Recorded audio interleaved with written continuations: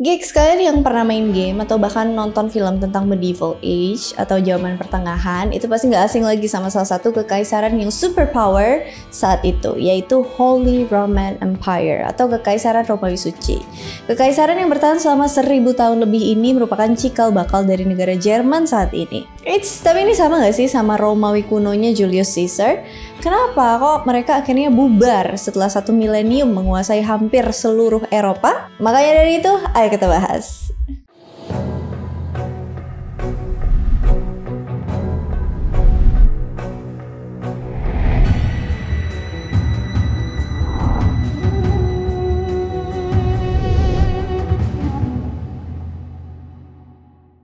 Oke, sebelumnya ini akan sedikit panjang ya, gigs. Boleh siapin cemilan dulu atau sambil rebahan.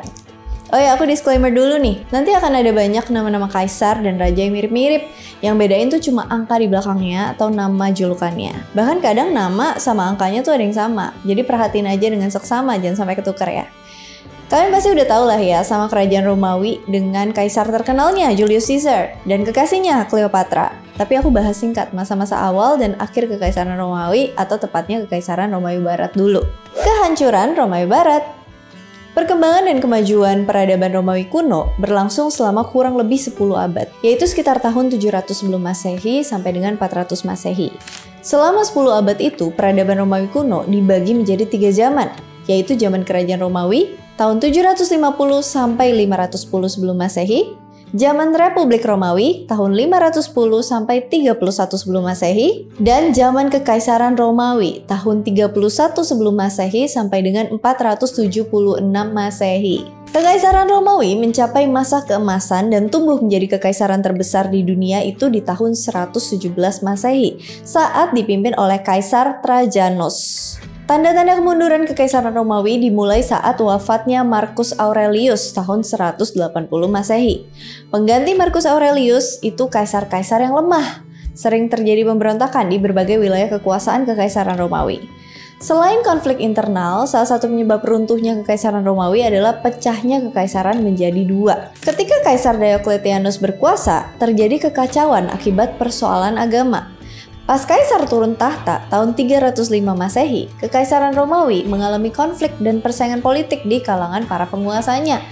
Konflik ini nyebabin Kekaisaran Romawi itu terbagi menjadi 2, yaitu Kekaisaran Romawi Barat atau Eropa Barat dan Kekaisaran Romawi Timur, Eropa Timur dan juga Asia. Pemisahan Kekaisaran Romawi Barat dan Kekaisaran Romawi Timur itu terjadi pada masa Kaisar Theodosius tahun 379 sampai 395 Masehi. Kekaisaran Romawi dibagi jadi 2 bagian, yaitu Romawi Barat, ibu kotanya Roma, Romawi Timur, ibu kotanya Konstantinopel, tahun 395 Masehi. Pembagian wilayah ini justru bikin cikal bakalnya runtuhnya Kekaisaran Romawi Barat.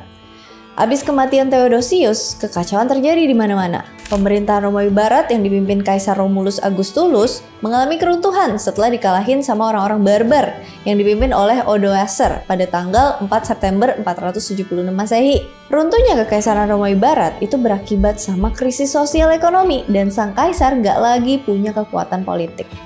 Kekalahan Romawi Barat tuh bikin para senat ngirimin lambang kekaisaran ke Kaisar Romawi Timur, Zeno. Romawi Timur atau Bizantium itu justru makin makmur dan gak tersentuh oleh serangan dari manapun sampai hampir 1000 tahun kemudian.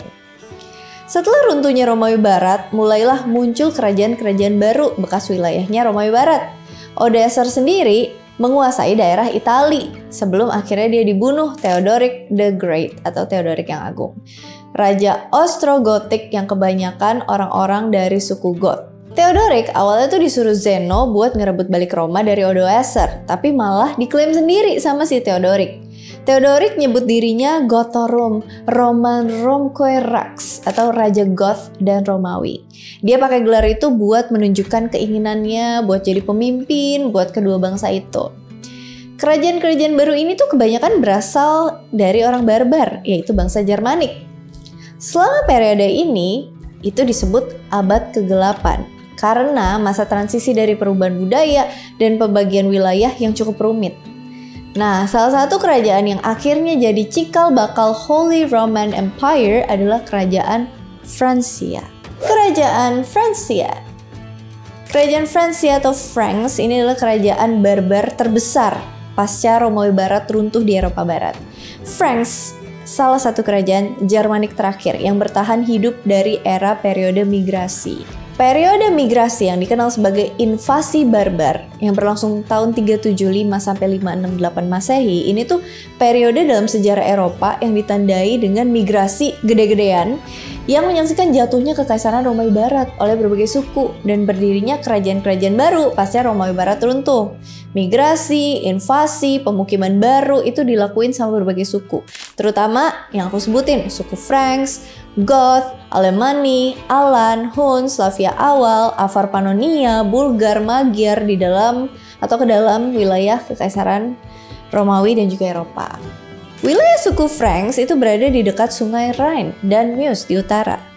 Nah, Clovis I mendirikan dinasti Merovingian tahun 481 sampai 751 Masehi. Apa sih dinasti Merovingian ini? Nah, dinasti Merovingian ini adalah keluarga penguasa kaum Franks atau raja-rajanya kaum Franks di pasukan Romawi di Galia Utara. Clovis I ini nyatuin semua Franks, habis menaklukkan Soissons tahun 486 dan Aquitaine tahun 507. Pada tahun 737, Raja Theodoric IV dari dinasti Merovingian meninggal. Charles Martel kemudian ngangkat dirinya sebagai wali kota dan pangeran kaum Franks.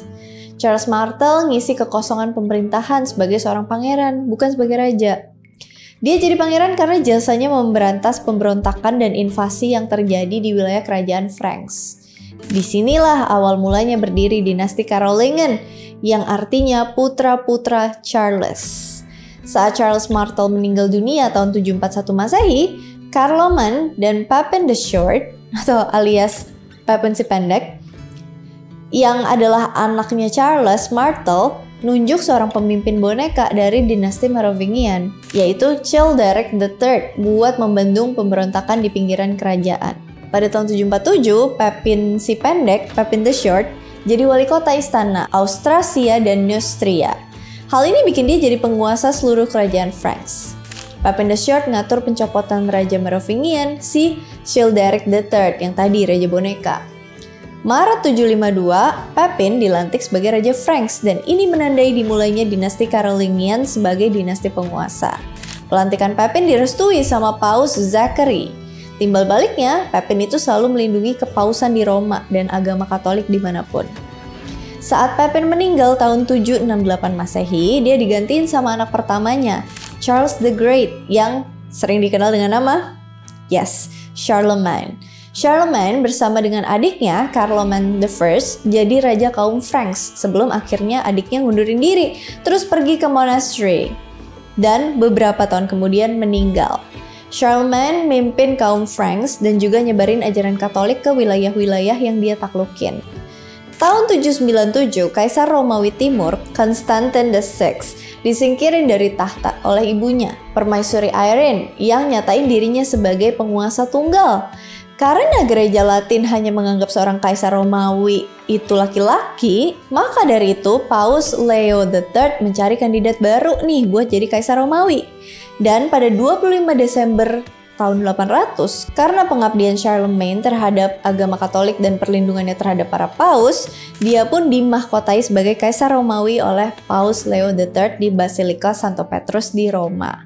Inilah yang nantinya jadi awal mula Holy Roman Empire yang bertahan sampai abad ke-19. Tapi beberapa sejarawan tuh masih berdebat soal apa benar ini awal mula Holy Roman Empire atau nanti pas tahun 962 pada saat dinasti Ottonian. Nah, sebelum itu kita lanjut dulu ya. Posisi Charlemagne sebagai kaisar pertama di barat setelah lebih dari 300 tahun bawa dia ke dalam konflik dengan kekaisaran Romawi Timur di Konstantinopel. Apalagi Irene tuh kayak nggak dianggap sama Paus Leo III. Tapi tahun 802 Irene digulingkan dan diasingkan oleh Nikephoros I yang jadi kaisar Romawi Timur dan selanjutnya ada 2 kaisar Romawi lagi.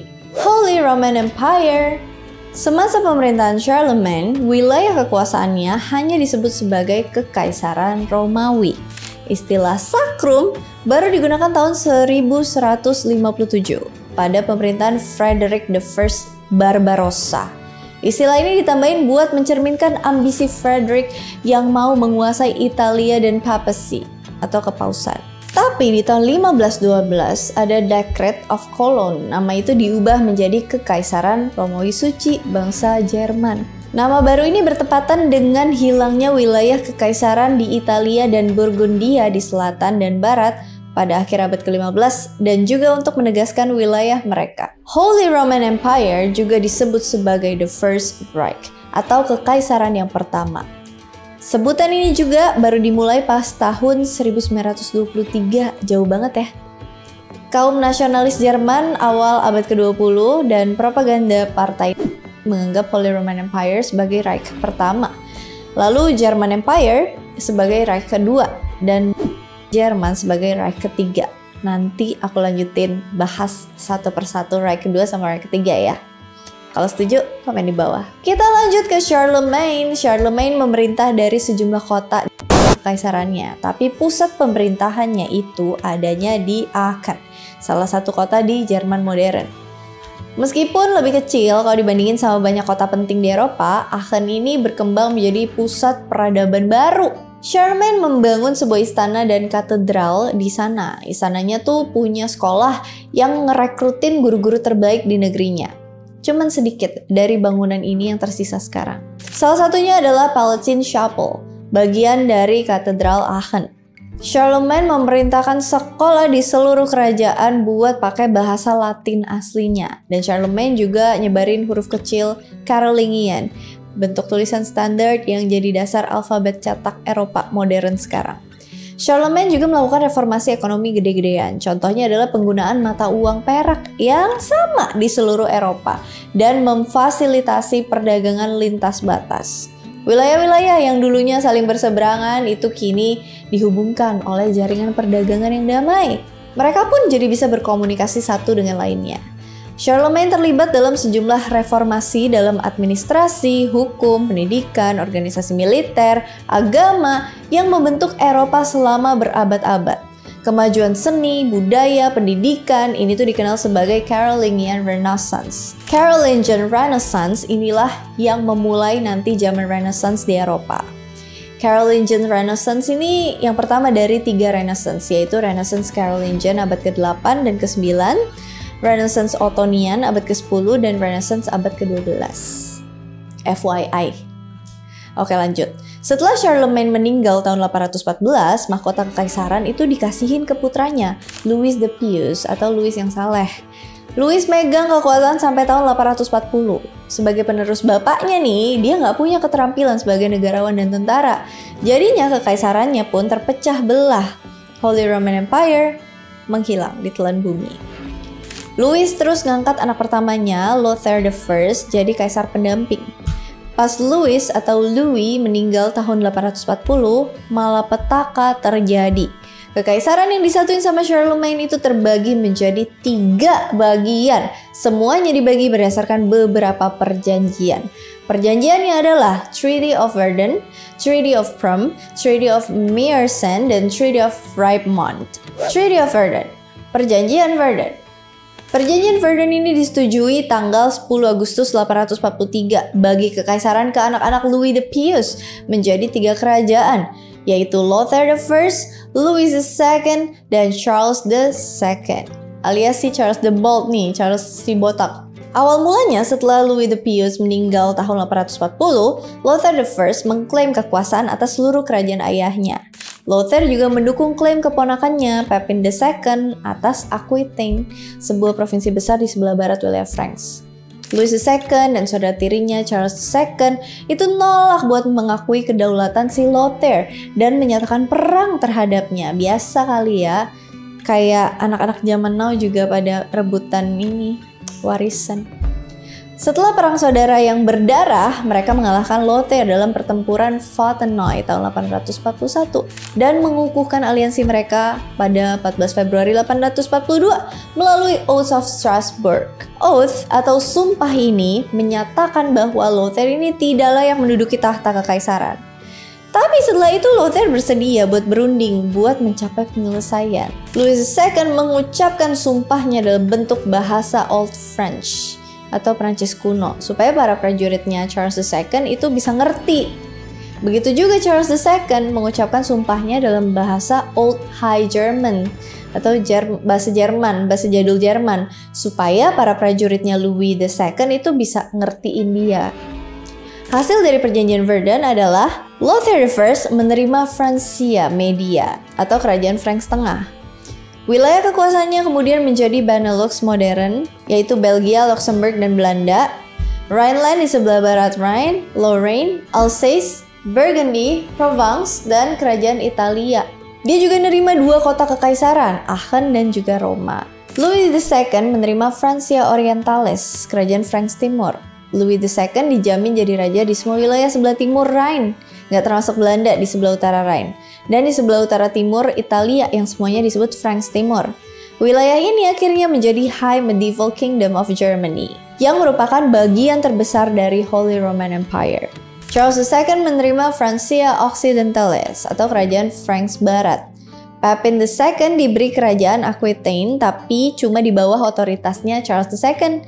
Charles II menerima semua tanah di sebelah barat Rhone yang disebut Franks Barat yang nantinya jadi kerajaan Prancis. Treaty of Prum. Perjanjian Prum ditandatangani pada tanggal 19 September 855. Pas Kaisar Lothair I hampir meninggal, dia tuh bagi wilayah kekuasaannya di Franks Tengah ke ketiga putranya.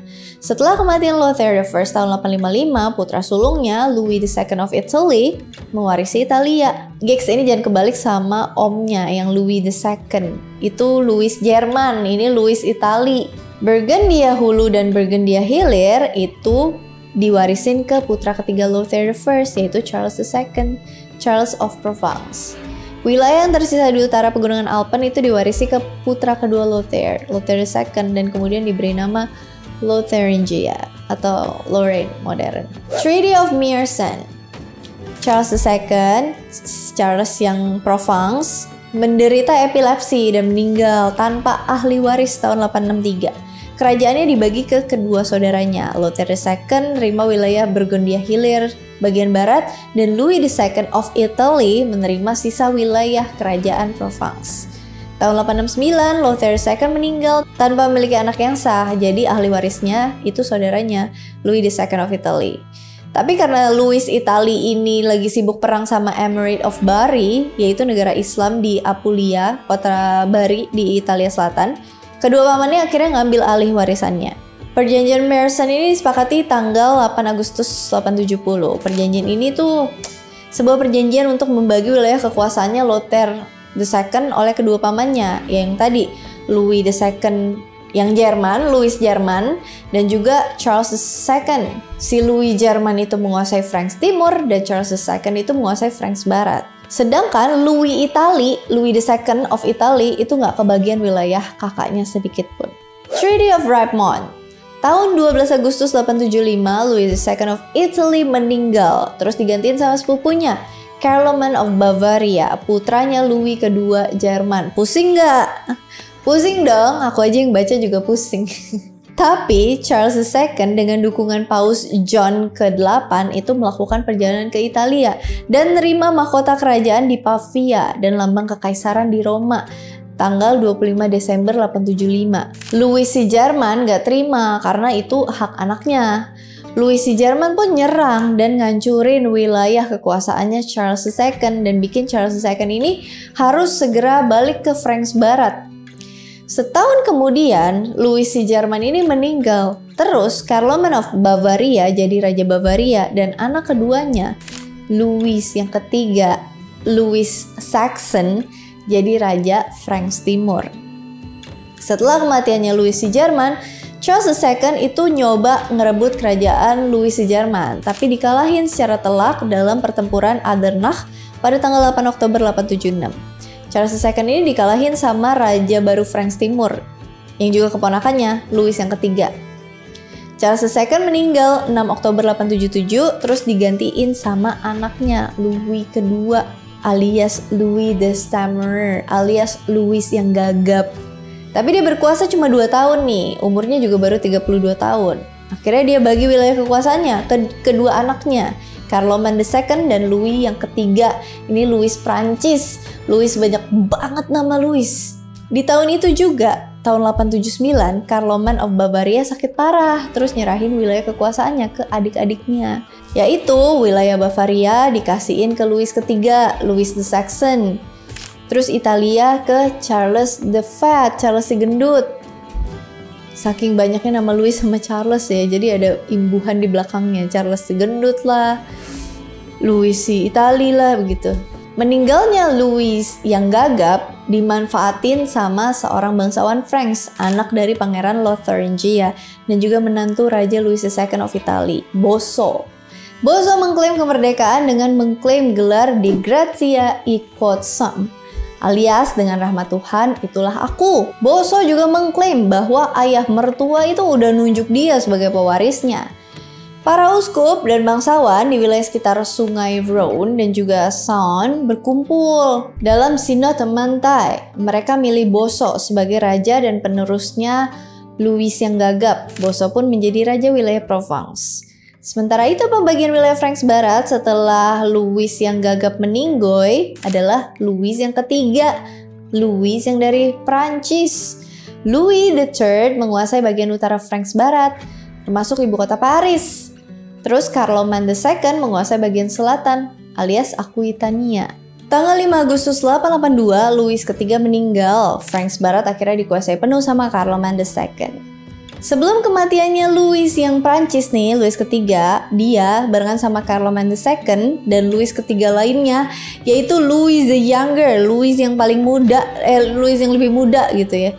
Aduh, aku udah pusing deh sama nama mereka. Kenapa Louis aja? Kalian pusing, sama saya juga pusing. Namanya kagak kreatif. Sama-sama Louis ketiga, ada yang Louis dari Prancis, ada Louis yang lebih muda. Jadi si Louis lebih muda ini bikin perjanjian Ripemont di tahun 880. Perjanjian itu dibuat setelah Louis the Younger, Louis yang lebih muda ini menyerbu Franks Barat. Dia mencapai sejauh Verdun, tapi dia mundur setelah si Louis yang dari Prancis ini, yang sama-sama Louis ketiga, dan Karloman II menyerahkan wilayah Lotharingia ke dia. Raja Louis ketiga yang dari Prancis dan Karloman II mengakui kepemilikan Louis the Younger atas seluruh Lotharingia. Ini tuh termasuk bagian baratnya yang sebelumnya diperoleh Franks Barat dalam perjanjian Mersenne. Raja Louis ketiga yang Prancis dan Karloman II kemudian bebas berurusan dengan Boso tanpa campur tangannya si Louis the Younger. Tahun 880, Karloman II dan Louis Prancis melawan Boso dan ngambil bagian utara wilayah kekuasaannya. Mereka juga melakukan pengepungan selama 2 tahun di Vienne. Tapi kota itu akhirnya diambil alih oleh Richard, Duke of Burgundy tahun 882. Perbatasan antara Prancis dan Holy Roman Empire sebagian besar tetap sama sampai akhir abad pertengahan. Penyatuan Kekaisaran Carolingian.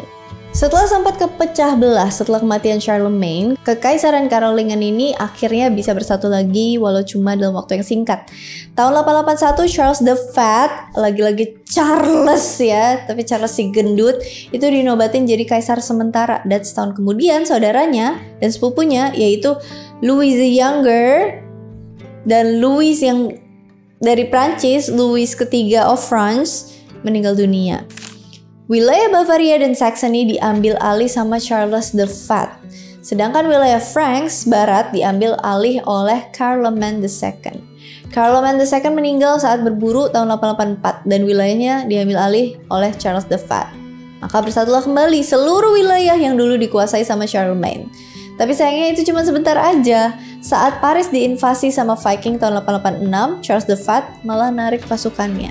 Istana menganggap dia sebagai pengecut dan gak kompeten. Setahun kemudian, keponakannya Arnulf of Carinthia, putra gak sahnya Raja Karloman of Bavaria, naikin panji pemberontakan. Charles the Fat lagi-lagi kabur ke Neidingen dan meninggal tahun berikutnya tahun 888. Terpecahnya kembali Kekaisaran Karolingian. Setelah kematian Charles the Fat, Kekaisaran Karolingia terbagi ke beberapa penguasa. Arnulf menguasai Carinthia, Bavaria, Lorraine, dan Jerman. Arnulf II jadi Raja Aquitaine, Italia jatuh ke tangan Pangeran Berengar dari Friuli, Burgundia Hulu ke tangan Rudolf I, dan Burgundia Hilir ke tangan Louis the Blind. Lagi-lagi Louis, tapi kali ini Louis si buta, putra dari Boso. Pangeran Odo dari Paris terpilih sebagai Raja Fransia Barat, yaitu Prancis, dan dia nggak ada hubungan darah sama dinasti Karolingan. Ini berdampak nggak akan bersatunya Franks Barat dengan Kekaisaran Karolingan di masa depan nanti. Arnulf meninggal tahun 899 digantiin sama anaknya Louis the Child, Louis si anak.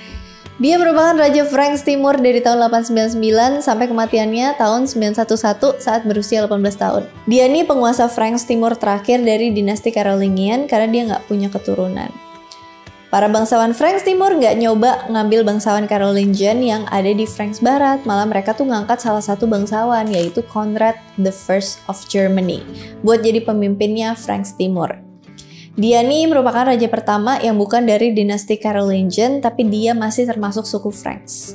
Conrad I juga raja pertama yang dipilih sama kaum bangsawan dan raja pertama yang diurapi. Conrad I meninggal tahun 918 digantiin oleh Henry the Fowler dari Sachsen yang memerintah tahun 919 sampai 936. Dinasti Ottonian dan dinasti Salia. Henry the Fowler meninggal tahun 936 kan, terus digantiin sama anaknya Otto yang pertama, Otto the Great. Terus dimulailah dinasti Ottonian, yaitu dinasti Saxon dari raja-raja Jerman. Tahun 951 Otto datang bantuin Ratu Adelaide dari Italia, ngalahin musuh-musuhnya. Terus dia nikahin ratu itu dan ngambil alih kendali atas Italia. Tahun 962, Otto dimahkotai sebagai kaisar sama Paus John yang ke-12. Jadi menghubungkan urusan kerajaan Jerman dengan urusan Italia dan kepausan. Jerman, Italia, dan kepausan bersatu. Penobatan Otto sebagai kaisar menandai raja-raja Jerman sebagai penerus kekaisaran Charlemagne dan juga bikin mereka nganggep diri mereka sebagai penerus Romawi kuno. Berkembangnya seni yang dimulai dengan pemerintahan Otto yang agung dikenal sebagai Renaissance Ottonian yang berpusat di Jerman, tapi juga terjadi di Italia Utara dan juga Prancis. Jabatan Kaisar Romawi Suci dengan ini secara resmi dipindahin dari Franks Tengah ke Franks Timur. Jabatan itu akan tetap ada selama sisa sejarah Holy Roman Empire. Jadi, peristiwa ini dilihat sebagai dimulainya Holy Roman Empire. Beberapa sejarawan menganggap penobatan Charlemagne pada tahun 800 sebagai permulaan, tetapi kekaisarannya sekarang secara umum disebut sebagai Kekaisaran Frank atau Carolingian. Nah, kalian paham gak gigs? Tapi belum selesai ceritanya. Dinasti Ottonian ini memerintah kekaisaran sampai tahun 1024. Mereka gabungin wilayah Bohemia ke dalam kekaisaran. Dan gak lama Ottonian digantiin sama dinasti Salia. Dinasti ini melahirkan 4 raja Jerman yang semuanya kemudian dinobatin sebagai Kaisar Romawi Suci. Mereka adalah Conrad II, Henry III, Henry IV, dan Henry V. Perlu diketahui juga gigs, pada masa itu di dalam kekaisaran itu banyak banget menaungi raja-raja tiap wilayah. Dan nanti selama beberapa tahun ke depan, Holy Roman Empire mempunyai banyak raja di wilayahnya, tapi hanya ada satu kaisar di waktu yang sama. Nah, raja-raja inilah yang suka memberontak, yang bikin keadaan kekaisaran kacau balau. Yuk lanjut lagi. Semasa Kaisar Henry IV, Paus Urban II ngumumin First Crusade atau Perang Salib yang pertama bulan November 1095. Tentara salib pertama yang sebagian besar terdiri dari rakyat jelata dan para kesatria miskin berangkat ke Holy Land, Tanah Suci, pada awal tahun 1096. Tapi mereka malah nyerang kota-kota di sepanjang sungai Rhine dan membantai ribuan orang Yahudi. Orang-orang Yahudi ngirimin surat ke Henry IV buat minta perlindungannya. Henry IV merintahin para uskup dan bangsawan Jerman buat melindungi komunitas Yahudi, tapi mereka jarang bisa nyegah massa buat menganiaya mereka. Pasukan ini akhirnya dibasmi oleh tentara Seljuk yang dipimpin oleh Kilich Arslan I di pertempuran Sivetot bulan Oktober 1096. Kerajaan Burgundia yang masuk ke wilayah Franks Tengah terus dimasukin ke Holy Roman Empire. Wilayah utama dari Holy Roman Empire sekarang itu Jerman, Italia, Bohemia, dan Burgundia. Tapi dinasti Salia sering banget nih berantem sama gereja. Kekuatan kekaisaran yang tumbuh pada abad ke-11 nimbulin pertanyaan tentang siapa yang berkuasa tertinggi dalam Latin Christianity atau agama Kristen Latin. Apakah paus kah ataukah kaisar? Maka tahun 1122 dibikin perjanjian Concordat of Worms yang isinya membatasi pengaruh kaisar dalam mengatur prosedur pengangkatan uskup dan abbas di kekaisaran. Dinasti Hohenstaufen. Dinasti Salia berakhir pas Henry V meninggal digantiin Lothair III tahun 1125. Lothair III terus meninggal tahun 1137 dan digantiin Konrad III dari keluarga Hohenstaufen, cucu Kaisar Henry IV dan keponakan Kaisar Henry V. Konrad III itu sempat ikut Perang Salib kedua tahun 1147, tapi kalah. Tahun 1152, Konrad III meninggal digantiin keponakannya, Frederick Barbarossa. Frederick Barbarossa dimahkotai sebagai kaisar tahun 1155. Dia menekankan keromawian kekaisaran sebagai upaya membenarkan kekuasaan kaisar yang independen dari paus. Tahun 1190, Frederick berpartisipasi dalam Perang Salib ketiga dan meninggal di kerajaan Armenia di Kilikia. Perang Salib ketiga nih perang salib yang paling terencana dan terorganisir dibanding perang salib yang sebelum-sebelumnya. Selain Frederick Barbarossa, ada salah satu raja Inggris terkenal yang ikut partisipasi perang salib kali ini, yaitu Richard I of England atau yang lebih dikenal dengan Richard the Lionheart. Dan di sisi lawannya juga ada Saladin atau Salahuddin Ayyubi, pendiri Kesultanan Ayyubiyah. Kisah rivalitas mereka udah pernah aku bahas, coba cek videonya. Balik ke Frederick Barbarossa, karena Frederick udah menandatangani perjanjian persahabatan sama Salahuddin Ayyubi tahun 1175, dia tuh ngerasa perlu kasih tahu Salahuddin Ayyubi tentang berakhirnya aliansi mereka. Jadi tanggal 26 Mei 1188, dia ngirimin Pangeran Henry yang kedua buat nyampein hal itu ke Salahuddin Ayyubi. Tanggal 11 Mei 1189, Barbarossa berlayar dari Regensburg menyusuri sungai Danube dengan membawa pasukan sebanyak 12.000 sampai 15.000 orang, termasuk 3.000 sampai 4.000 ksatria. Mereka melewati Hungaria, Serbia, Bulgaria sebelum memasuki wilayah Bizantium. Tentara yang datang dari Eropa Barat itu terus maju melalui Anatolia, di mana mereka menang dalam pertempuran Philomelium dan ngalahin pasukan Seljuk dalam pertempuran Iconium dan akhirnya mencapai sejauh Armenia Kilikia. Mendekati tentara Jerman yang menang di bawah pimpinan Frederick Barbarossa itu sangat mengkhawatirkan Salahuddin Ayyubi, jadi dia terpaksa ngurangin kekuatannya dalam pengepungan Acre dan mengirimkan pasukan ke utara buat menghalangi kedatangan Jerman. Frederick Barbarossa milih ngikutin saran penduduk Armenia setempat buat mengikuti jalan pintas di sepanjang Sungai Salep. Sementara itu, pasukannya melintasi jalur pegunungan. Pada tanggal 10 Juni 1190, Barbarossa tenggelam di dekat Kastil Silivke di Sungai Salep. Tapi ada beberapa versi soal kematian Barbarossa nih. Yang pertama, Kaisar milih untuk berenang menyeberangi sungai dan tersapu arus. Yang kedua, Kaisar terlempar dari kudanya.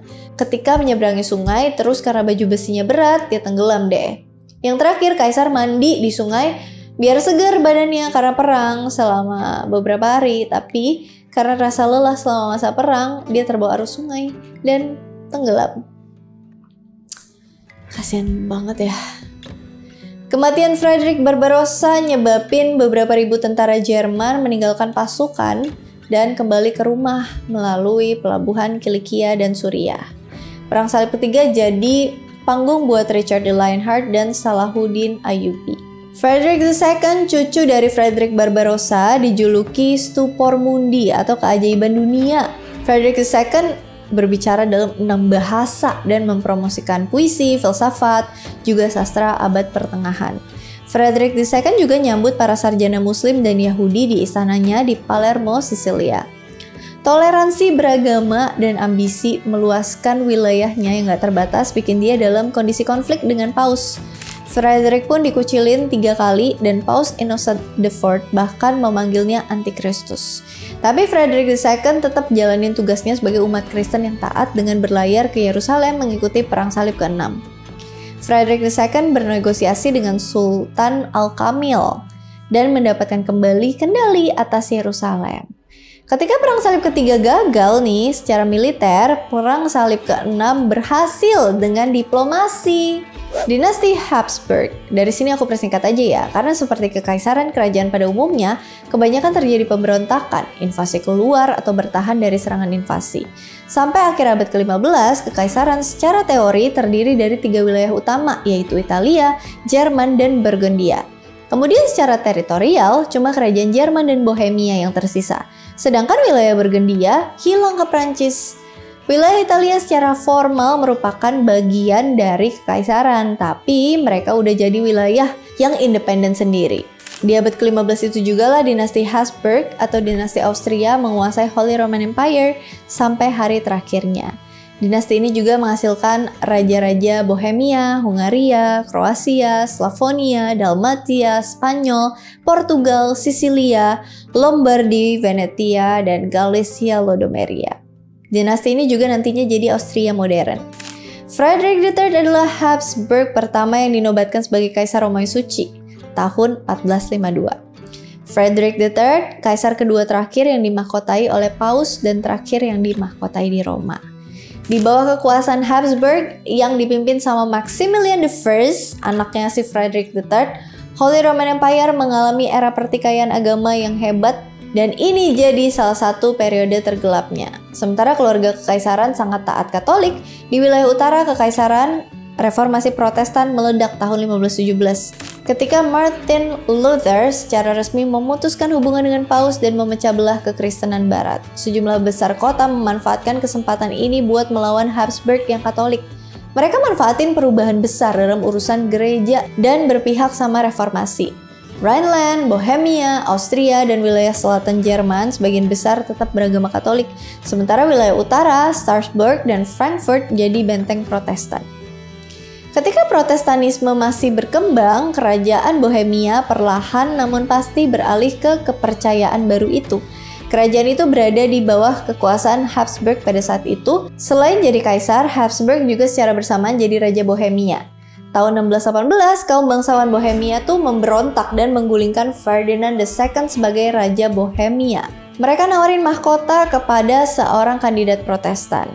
Malu sekaligus tersinggung, Ferdinand II, Kaisar Romawi Suci, membalas dengan ekspedisi militer yang memicu konflik panjang dan berlarut-larut yang disebut Perang 30 Tahun. Pertempuran yang berlangsung selama beberapa dekade menghancurkan dan melemahkan posisi kekaisaran saat konflik terus berlanjut. Konflik internal oleh para pangeran Protestan dan intervensi sama pasukan Denmark, Swedia, dan Prancis terlalu berat ditangani oleh Habsburg. Tahun 1648 disetujui Peace of Westphalia atau Perdamaian Westphalia. Perjanjian ini mengakhiri perang 30 tahun, menutup periode mengerikan dalam sejarah Eropa yang menewaskan sekitar 8 juta orang dan membawa perdamaian ke Holy Roman Empire. Setelah perjanjian Westphalia, Habsburg tetap berkuasa sebagai Kaisar Romawi Suci, tapi kekuasaan mereka semakin terbatas pada wilayah Austria, Bohemia, dan Hungaria, milik mereka sendiri.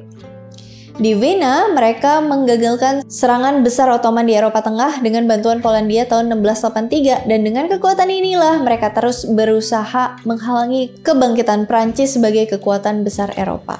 Leopold I, Kaisar Romawi Suci, gagal dalam tugas ini ketika Raja Louis yang ke-14 dari Prancis berhasil memperluas perbatasan timurnya ke Sungai Rhine.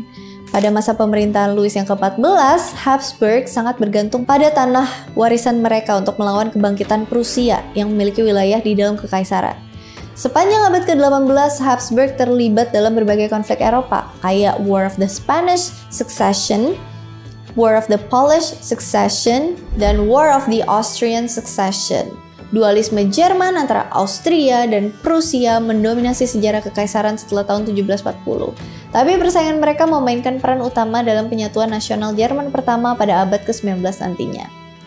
Soal Prusia dan Austria nanti aku jelasin lebih detail di video berikutnya ya. Kehancuran Holy Roman Empire. Kekaisaran yang berumur 1000 tahun ini mendekati kehancurannya pas terjadinya Revolusi Prancis tahun 1792 sampai 1802. Revolusi Prancis berakibat luas hingga ke seluruh wilayah Eropa. Salah satu jenderal mereka yang terkenal ini berhasil meluluhlantahkan semua kerajaan di Eropa, bahkan di Mesir. Siapakah dia? Napoleon Bonaparte. Kapan-kapan aku bahas soal Napoleon dan Revolusi Prancisnya ya. Serangan-serangan pasukan Prancis yang dipimpin oleh Napoleon itu bikin banyak kerajaan terpaksa bikin perjanjian damai sama Prancis. Bahkan yang lebih parah lagi, bikin Holy Roman Empire bubar. Kekaisaran ini bubar pada tanggal 6 Agustus 1806 ketika Kaisar Romawi Suci terakhir, Francis II turun tahta menyusul kekalahan militer oleh Prancis pada pertempuran Austerlitz tahun 1805. Napoleon ngatur ulang sebagian besar kekaisaran menjadi Confederation of the Rhine atau Konfederasi Rhine. Dinasti Habsburg-Lorraine milik Francis II selamat dari runtuhnya kekaisaran dan terus memerintah sebagai Kaisar Austria dan Raja Hungaria sampai pembubaran terakhir Kekaisaran Habsburg pada tahun 1918 setelah Perang Dunia yang Pertama.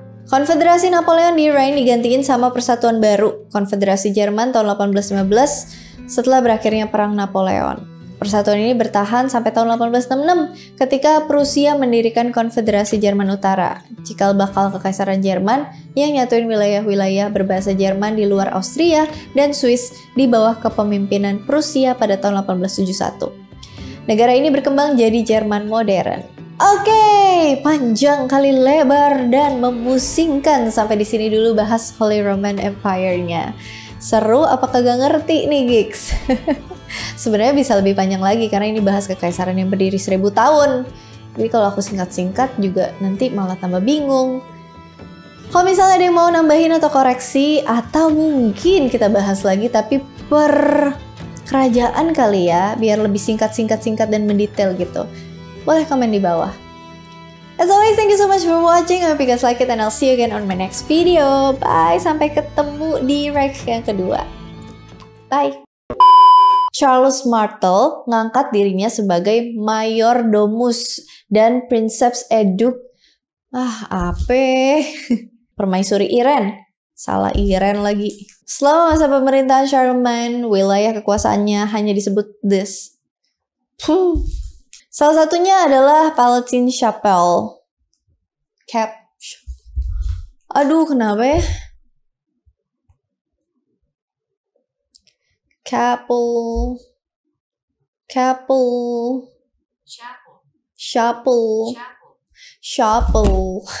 Si Boso ini mengklaim kemerdekaan dengan mengklaim gelar Dei Gratia et Quotsum. Ya, mohon maaf lafalannya kalau kurang. Ulang, nggak jadi belajar lagi. Dei Gratia et Quotsum. One eternity later. Mampus loh.